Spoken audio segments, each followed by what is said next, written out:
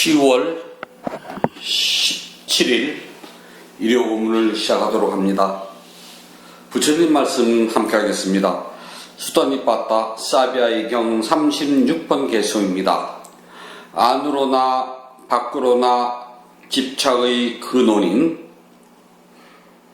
모든 속박을 잘라버리고 온갖 집착의 근원인 속박에서 벗어난 사람, 이러한 사람은 그것 때문에 태생의 훌륭한 님이라 불립니다. 안으로나 밖으로나 집착의 근원인 모든 속박을 잘라버리고 온갖 집착의 근원인 속박에서 벗어난 사람, 이러한 사람은 그것 때문에 태생의 훌륭한 님이라 불립니다. 안으로나 밖으로나 집착의 근원인 모든 속박을 잘라버리고 온갖 집착의 근원인 속박에서 벗어난 사람, 이러한 사람은 그것 때문에 태생의 훌륭한 님이라 불립니다. 사람은 누구나 실패보다는 성공을 좋아하고 또 성공하길 바란답니다. 예전에는 이제 그 시골 사람들이 도시로 나가서 성공해가지고 돌아오겠다고 참 야반에도 집을 떠나고 했답니다. 그렇다면 성공이라고 하는 게 도대체 뭘까요? 뭘 보고 성공한다 그럴까요? 성공이라고 하는 것은 객관적인 것보다는 주관적이랍니다. 자기가 생각하건대 이 정도면 나 성공했어 라고 하면은 다행인데요. 남들이 아무리 아무게 성공해서 라는 말을 해도 자신의 그 마음에 난 이것이 성공한 것이 아니야 라고 만족하지 않으면 성공하지 못한 거랍니다. 성공의 기준이라는 것은 사실은요, 객관적으로 여기서 여기까지 해야지만 성공이다 라고 말할 수가 없답니다. 마치 영화 한 편을 처음부터까지 다 보면 성공이다, 또는 책을 앞장서부터 뒷장까지 해서 모두 다 읽으면 성공이다 하는 것이 아니기 때문에 성공은 정말 말로 하기 힘들다 그래요. 삶의 성공은 정말 주관적이거든요.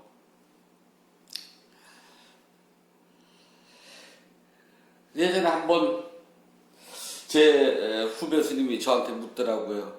스님은 살아가시면서 성공하셨어요? 라고 묻더라고요. 그래서 저는 이렇게 대답했답니다. 나는 복이 많아서 성공했어 라고 전 대답을 했어요. 그랬더니 그 후배 스님이 저한테 묻습니다. 스님은 뭐를 가지고 성공하셨다고 그래요? 그러길래 내 입장에서 성공했다는 것은 첫 번째, 훌륭하신 스승님을 만났다는 것. 그리고 두 번째는 부처님의 바른 법이 무엇인가 내가 의심하지 않고 확실히 알았다는 것. 그리고 마지막 세 번째는 내가 그 가르침에 따라 직접 실천 수행했다는 것. 난 이 세 가지를 했기 때문에 성공했어. 덤으로 두 가지를 더 붙인다면은 나는 내가 법회를 운영할 때는 나는 이런 식으로 법회를 운영할 거야 라고 생각했던 것을 실제로 지금 하고 있고, 법문을 내가 하고 싶은 말, 다시 말해서 부처님의 가르침만 온전히 전할 수 있는 법문을 하거든. 그래서 나는 이 다섯 가지 때문에 나의 생은 난 성공했다고 봐. 그러면 그렇게 묻는 땡땡땡 스님은 성공했어? 라고 물었더니 본인은 성공을 못했답니다. 왜 성공을 못했냐고 물어보니까 자기는 어떤 때는 꿈이 무엇인지도 정확히 모르겠고 왜 하는지도 모르기 때문에 성공이라는 말하기도 힘들다고. 그래요. 성공이라는 말을 하려면 제일 먼저 자신이 가지고 있는 목표, 목적, 꿈이 확실해야 돼요. 내가 꿈꿔왔고 내가 목적지로 삼았고 내 목표가 이것이라고 분명할 것이 있어야지만이 거기에 도달할 때 성공했다고 말할 수 있답니다. 그러나 사람들은 살아가면서 처지와 환경에 따라 가지고 꿈도 바뀌고 목적지도 바뀌고 목표도 바꾼답니다. 끊임없이 꿈과 목표와 목적지가 바뀌다 보면은 안타깝게도 성공이라는 말을 입에 올리기 힘들답니다. 하나의 목표를 달성하고 나서 난 이거 성공했어. 다음 목표는 이거야 하는 것과 애시당초 꿈도 없고 또 꿈이 끊임없이 계속 변한다면은 정말 성공을 말하기가 힘들답니다. 그래서 성공은 정도로만 걸어야 되는데 자신이 가진 권력과 명예와 힘 등등 돈을 이용을 해가지고 지름길로 가거나 쉬운 길로 택해서 가려고 그러면 뒷날 반드시 그 대가를 치러야 된답니다. 이런 말이 있어요. 하늘이 미치면 비가 온답니다. 예전 사람들은 비가 오는 것은요, 하늘이 정상적이지 못하고 뭔가 이렇게 약간 맛이 가서 그럴 때에 비가 온다고 그래요. 그래서 좀 속된 표현으로 하늘이 미친 비가 온대요.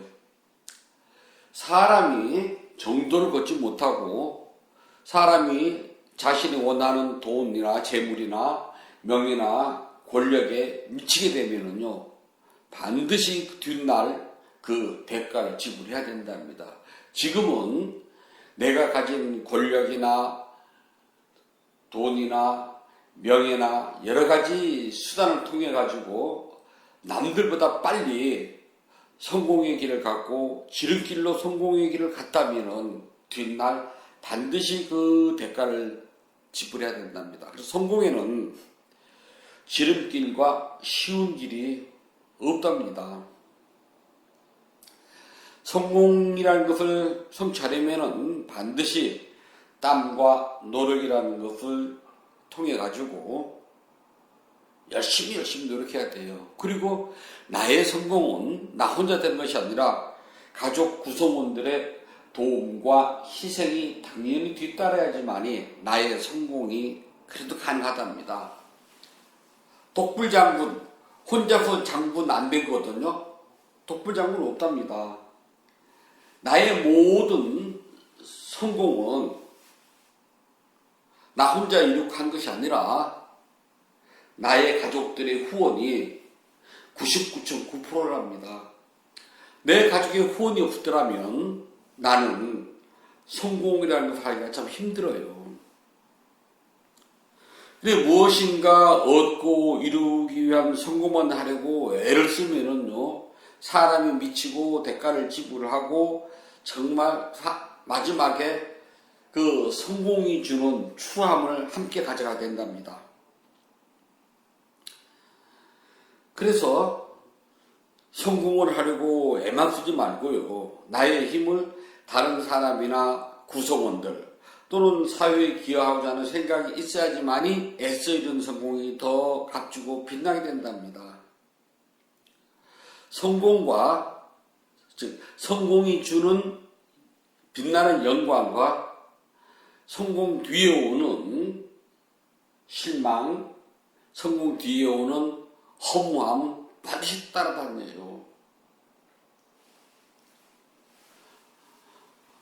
어떤 집에 아주 아름답게 생긴 여인이 멋있는 수레를 타고 온몸에서 정말 맡아보지 못한 귀한 향기를 풍기면서 비단옷에 갖가지 장신구를 단 여인이 문 앞에서 주인을 부르더니 물어봐요. 나는 부귀의 여신입니다. 성공의 여신이라고 그래요. 그래서 나를 맞이하면은 그 집은 원하는 바가 다 이루어집니다. 내가 이 집에 들어가도 좋겠습니까? 하니까 집주인이 불감천고소원입니다. 감히 청하지는 못하지만 제가 어찌 마다하겠습니까? 저희 집 오십시오. 머무시면서 편안하게 계셔야 됩니다. 그래서 이 여인이 그 집에 들어가자마자 뻥 하더니 푹 사라지는 거예요. 신이니까 보일 수가 없잖아요. 이 사람은 이제 마음이 든든해진 겁니다. 우리 집에 부귀의 여신이 들어왔으니 나는 이제부터 내가 원하는 모든 일을 뜻과 같이 이루어질 거야 라고요. 너무너무 좋았습니다. 근데 조금 있으니까 또 누가 부르길래 나가봤더니 얼굴은 추악하기가 그지없고 몸에서는 고약한 냄새가 나고 옷은 다 떨어지고 시들은 꽃을 가지고 장식을 한 여인이 서 있더랍니다. 당신은 누구입니까? 나는 실패의 신입니다.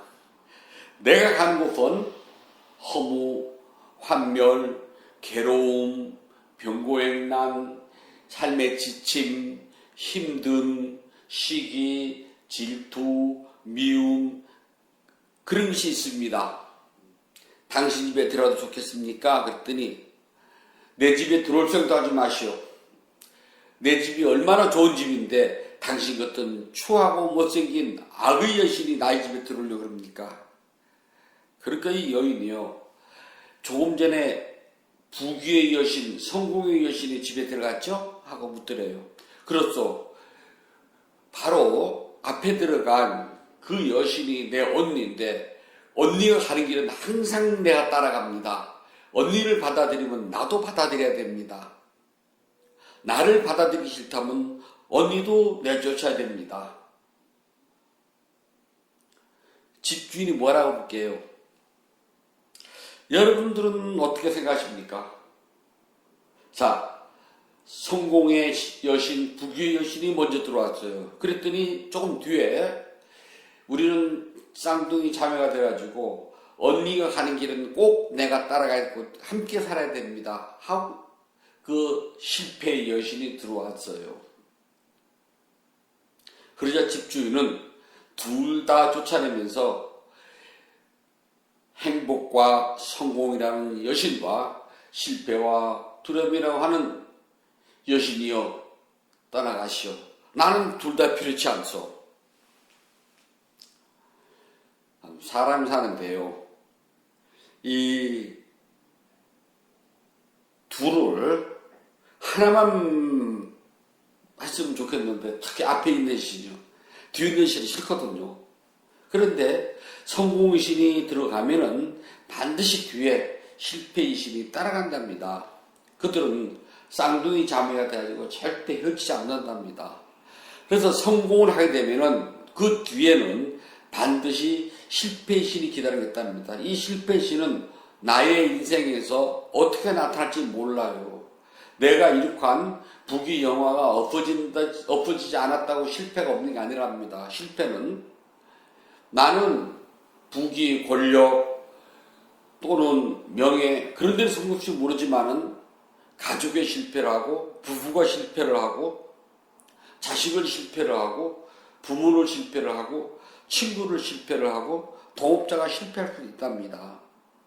그래서 성공 뒤에는 반드시 실패라는 신이 따라가는 줄 알고 있어야 된답니다. 그래서 성공과 실패의 여신이 왔을 때 성공의 신이든 실패의 신이든 이 두 신으로부터 나를 가장 잘 보호해주는 사람이 바로 가족이랍니다. 그래서 가족의 구성원들한테 내가 마음을 기울지 못하면 성공의 신이 온들 그 성공은 반쪽이고 실패의 신이 오면은 전부 다랍니다. 반대로 가족이 나를 보호해주고 가족이 손잡고 나와 함께 한다면 아무리 작은 성공도 그 성공은 아주 큰 성공으로 변하고 아무리 큰 실패라도 반만 실패하는 거랍니다. 나머지 반은 가족들이 나눠 가졌기 때문에 나한테 오는 부담은 적어요. 그래서 내가 다시 재기할 수 있는 시간이 있고 마음의 여유도 있답니다.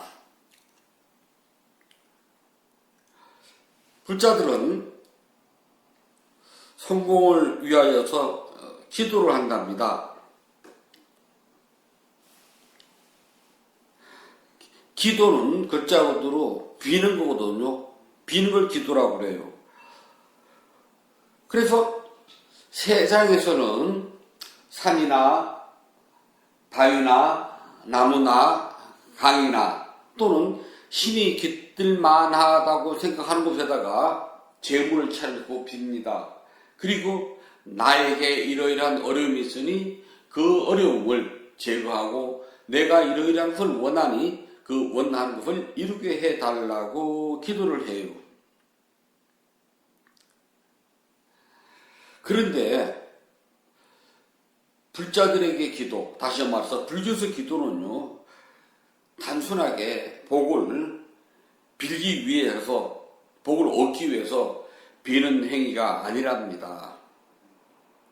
자, 먼저 기도를 해서 내가 이루고자 하는 성공이 있다면은 내가 이루고자 하는 성공의 크기에 비해서 내가 그동안 얼만큼 보시공덕을 지었는가를 먼저 생각해 보셔야 합니다.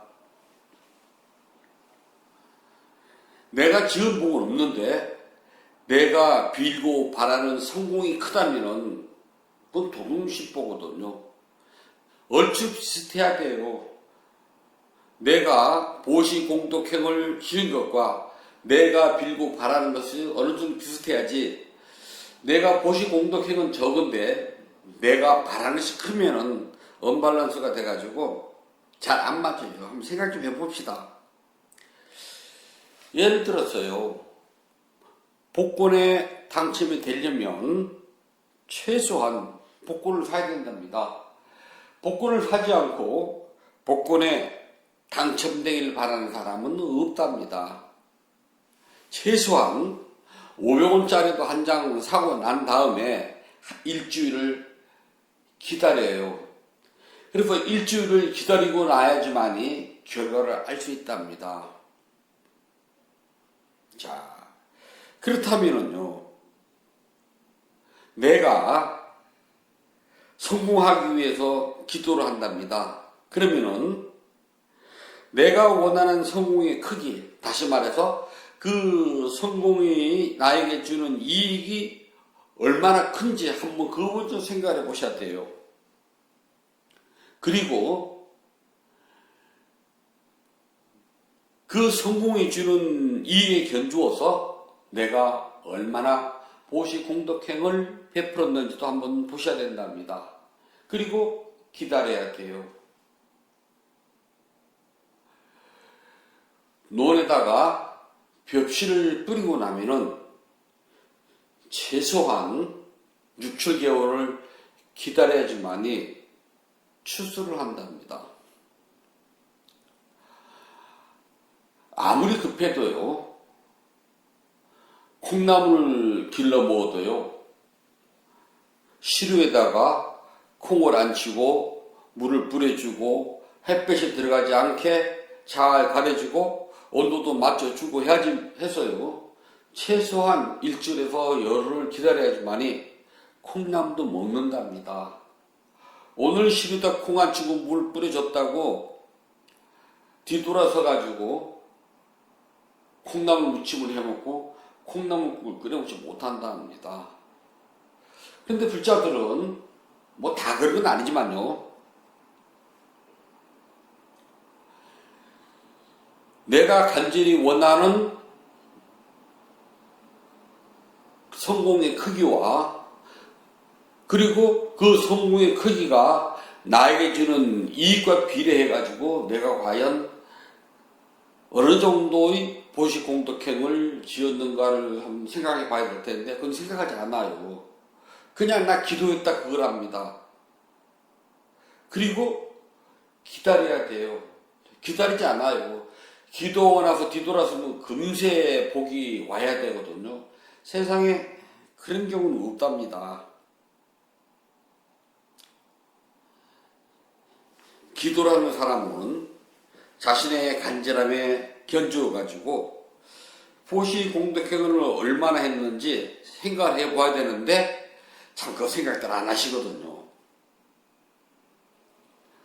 왜냐하면은 자신의 간절함만 앞세워요. 내가 지금 너무나 간절하니까 이 간절한 것이 이루어지기 바란다고 하는 성공을 바라는 기도의 성취만 앞세웠지, 내가 간절히 원하는 이 성공이 나에게 얼마큼이나 큰 이익을 주는 줄 계산을 하고 거기에 맞춰서 내가 얼마만한 보시공덕을 지었고 내가 진 보시공덕에 따라서 이러한 기도가 간절히 성취되길 바랍니다 라고 하는 생각을 해보셨냐는 거죠.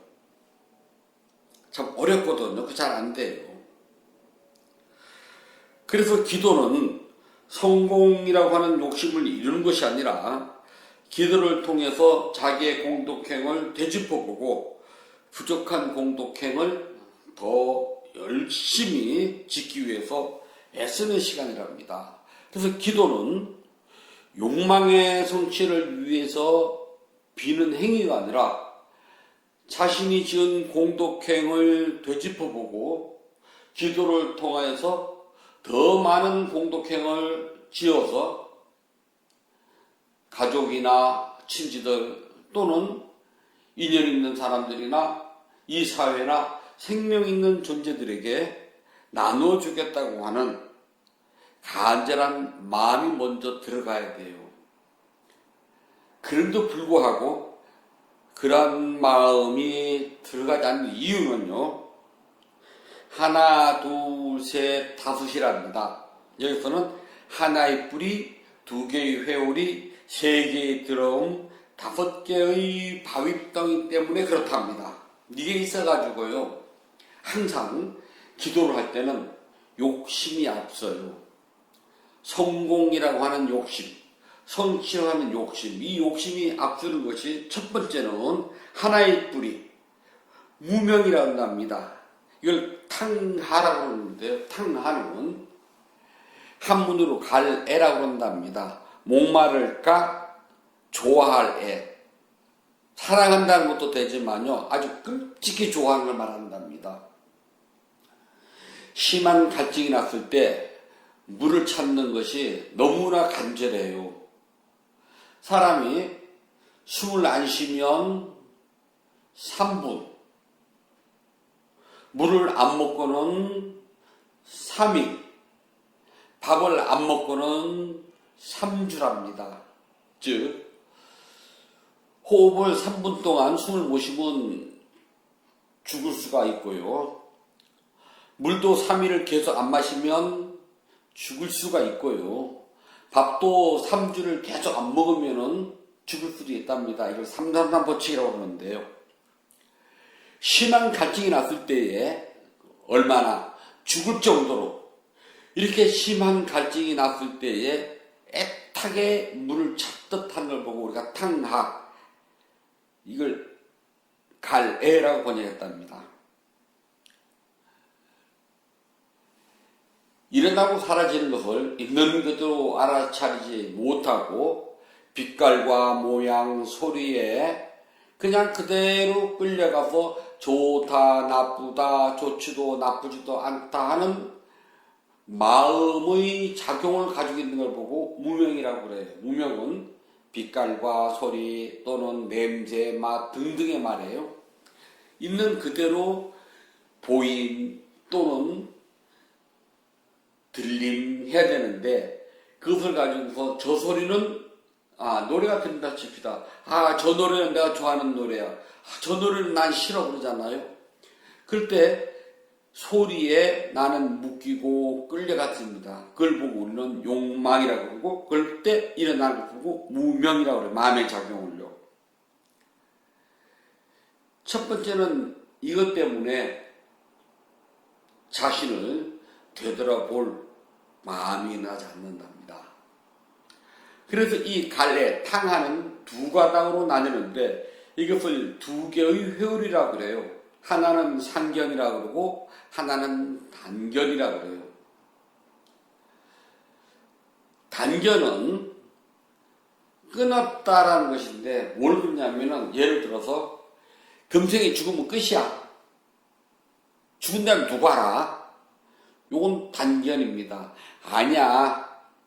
사람은 죽어도 아주 변치 않는 영혼이라는 존재가 있어가지고 이 영혼이 개에 들어가면 개가 되고 닭에 들어가면 닭이 되고 소에 들어가면 소가 되고 사람 몸에 들어가면 사람이 되고 모기에 들어가면 모기가 돼.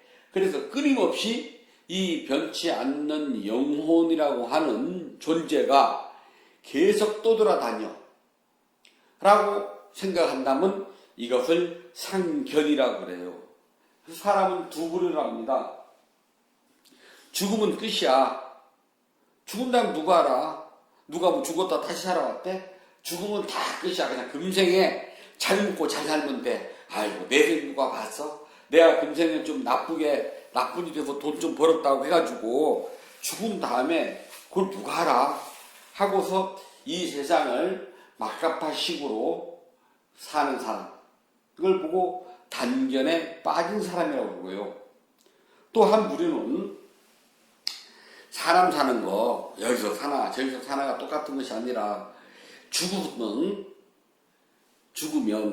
지금 내가 가지고 있는 이 영혼이 사라지지 않고 다른 생명체로 계속 유전돼.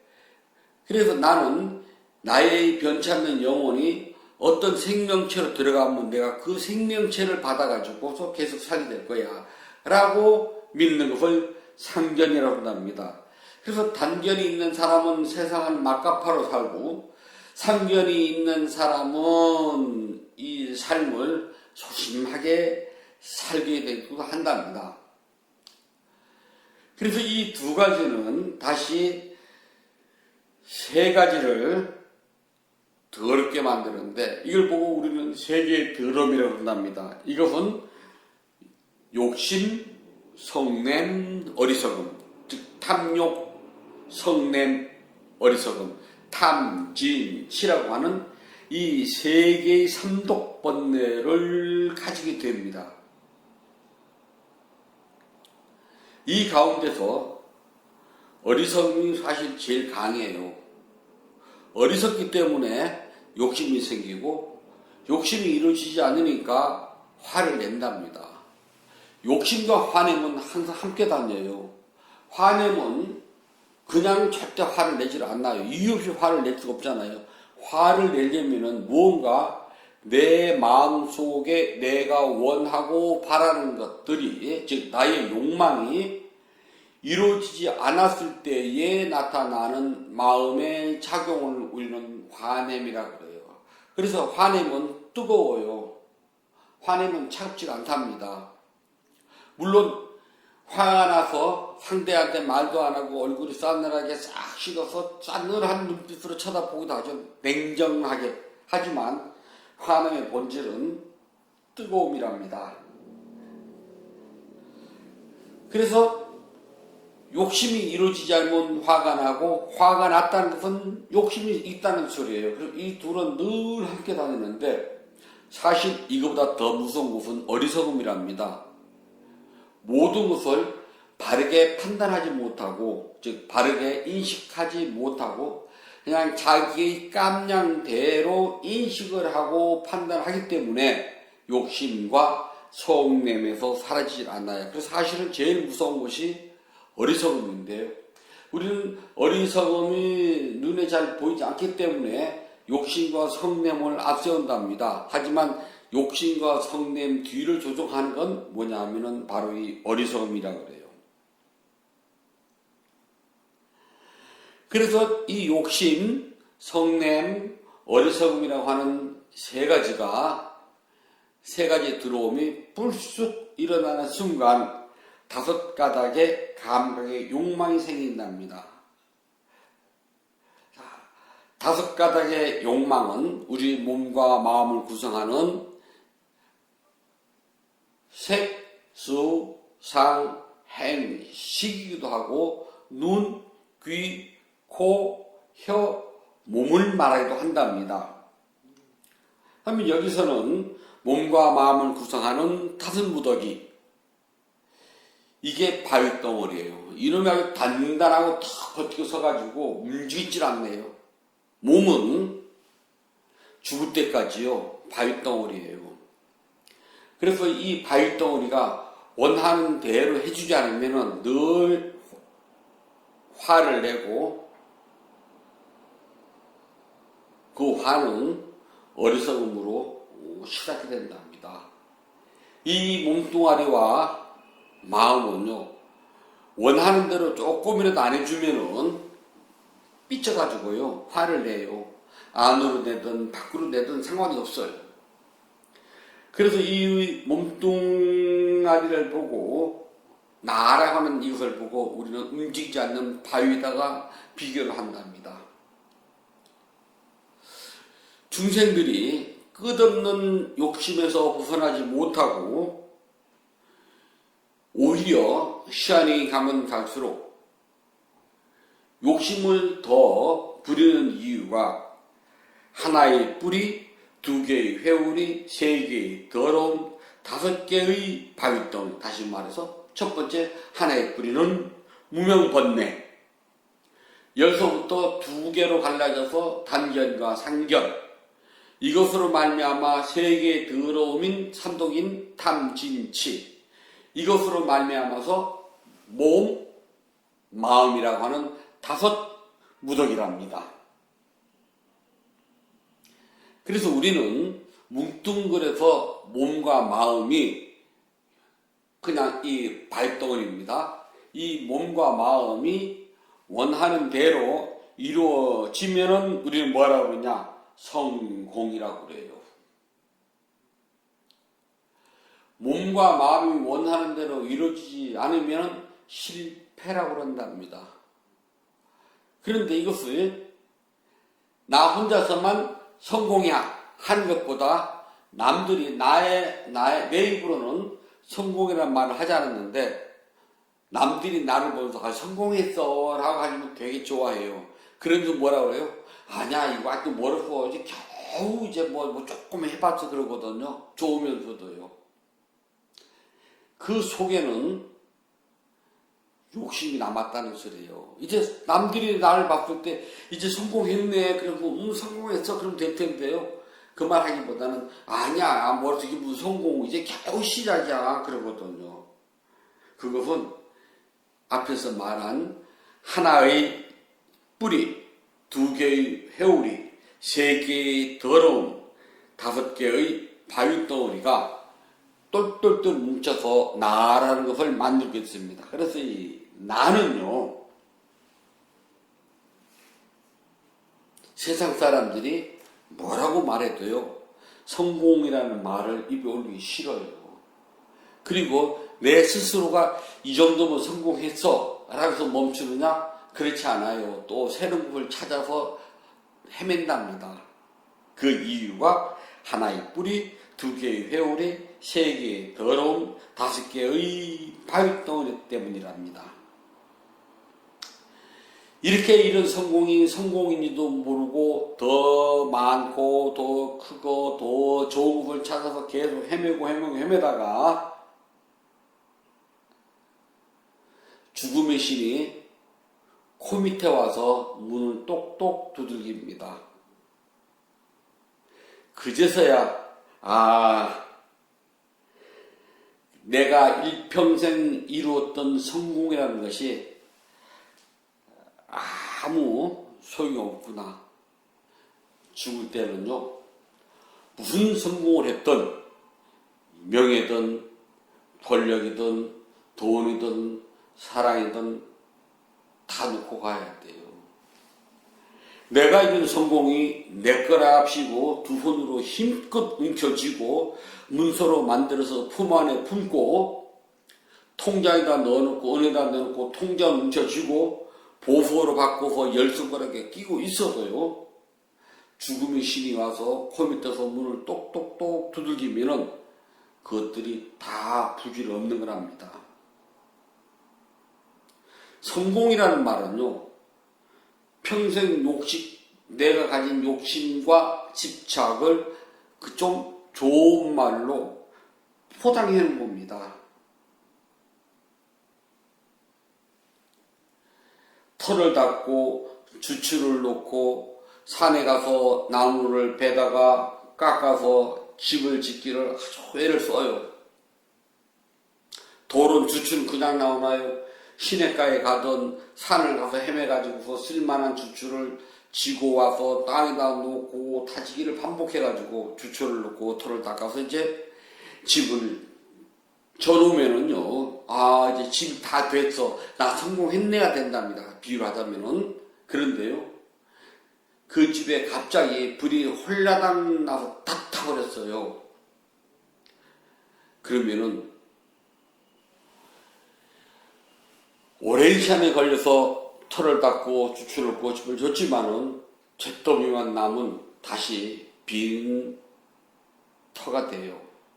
그때 자신이 수삼 년 읽어놓은 집이 허무하게 사라지는 걸 본답니다. 그것처럼 죽음의 신이 코 밑에 와서 문을 똑똑똑 하고 두들기면은 내가 읽어놓은 명예, 권력, 재산, 사랑이요 허무하게 사라져요. 그동안 내가 애지중지했던 그런 것들이 죽음의 신이 코 밑에 와서 문을 두들기는 순간 나의 욕심이었고 집착이었구나라고 알면 다행인데 대부분 사람들은 있잖아요. 이게 나의 욕심이었고 집착이었구나라고 깨닫지 못하고요. 그것을 써보지도 못하고 죽는 것을 안타까워한답니다. 불자들은 노력을 해서 성공을 한다는 말을 우리는 잘 생각해야 된답니다. 불자들이 원하는 노력과 성공은 세속의 재물, 권력, 명예, 사랑 따위가 아니랍니다. 물론 세상을 살아가는 데는 그것들이 필요한 사실이에요.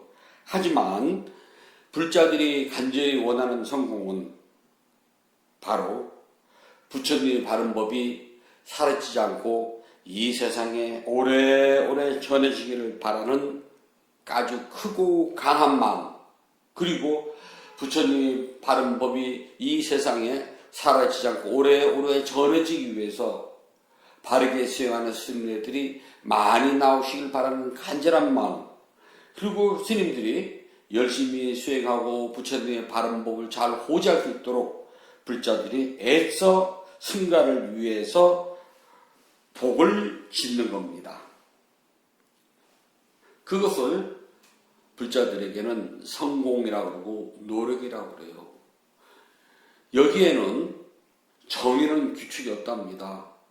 자신의 형편에 따라서 애써 하는 것 뿐이에요.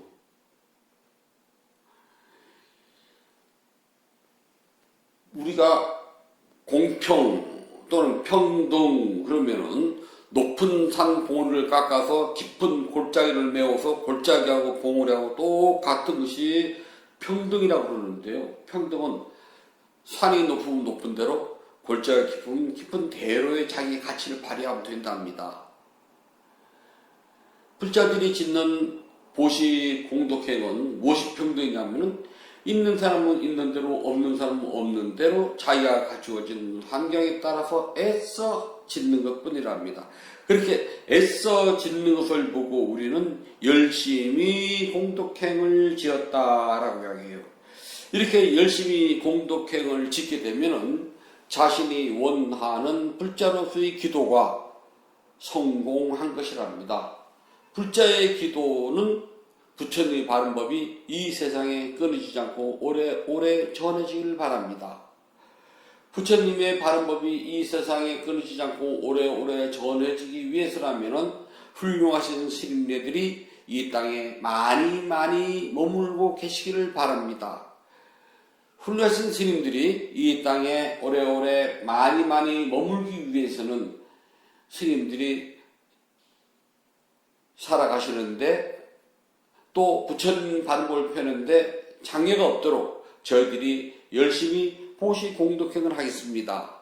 그래서 승가가 단단하게 엮어지고 그 승가의 힘으로 부처님의 바른 법이 이 세상에 오래오래 전해지도록 해주는 것이 불자들의 기도고, 그렇게 된다면 그것을 보고 기도의 성공이라고 이야기를 해요.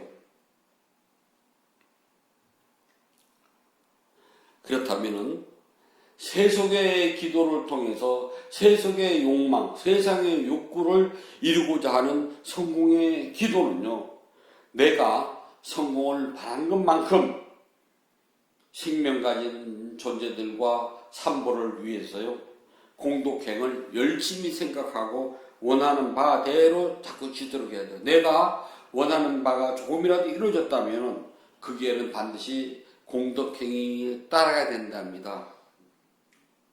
이제 조금 있으면은 대학 입시를 하잖아요. 수능 보잖아요. 그러면은 지금 이제 절에서 수능생 100일 기도를 하잖아요. 100일 기도는 열심히 하는데요. 이제 기도가 끝났어요. 그럼 합격을 했든 불합격을 했든 뭐 성과가 나타날 거 아니에요. 원하는 대로 합격을 하고 점수가 잘 나왔다면은 기도를 성공한 것이고, 원하는 점수가 안 나왔고 원하는 대학을 가지 못했다면은 기도가 성공하지 못했다고 사람들이 이야기를 한답니다. 그렇게 기도는 눈에 보이는 결과를 가지고 성공과 실패를 말하지는 않아요. 기도는 내 마음이 얼만큼 지극한 마음으로 애써 했느냐, 그리고 내가 바라고 원하는 것만큼 그것이 나에게 이익이 된다면 그 이익의 크기만큼 반드시 복을 나누어야 된답니다. 이렇게 복을 나누고 베풀 줄 알아야지만이 1개, 2개, 3개, 5개의 방해를 받지 않아요. 그래서 1개, 2개, 3개, 5개의 방해를 받지 않고 우리 불자 모두가 원하는 바 기도가 원만하게 성취되길 바란답니다. 그리고 원하는 바가 성취가 되었다면 반드시 산보와 이웃들 또는 생명 가진 존재들에게 나누고 베풀 줄 알아야 된답니다.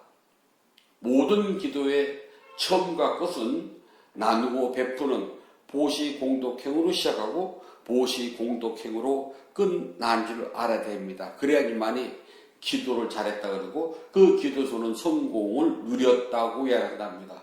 아무리 기도를 열심히 하고 성공을 했어도 성공을 누리지 못하면 대가를 지불해야 돼요. 부처님께서 말씀해 주셨습니다. 수다니빠따 사비아의 경 37번 개성입니다. 그러자 사비아는 세종께서 하신 말씀을 듣고 즐거워하고 기뻐하고 만족하고 환희하고 고향되어 기쁨과 희열이 생겨나 세종께 다시 여쭈었다. 그러자 사비아는 세존께서 하신 말씀을 듣고 즐거워하고 기뻐하고 만족하고 환희하고 고향되어 기쁨과 희열이 생겨나 세존께 다시 여쭈었다. 그러자 사비아는 세존께서 하신 말씀을 듣고 즐거워하고 기뻐하고 만족하고 환희하고 고향되어 기쁨과 희열이 생겨나 세존께 다시 여쭈었다. 10월 17일 일요 본문을 마치도록 하겠습니다.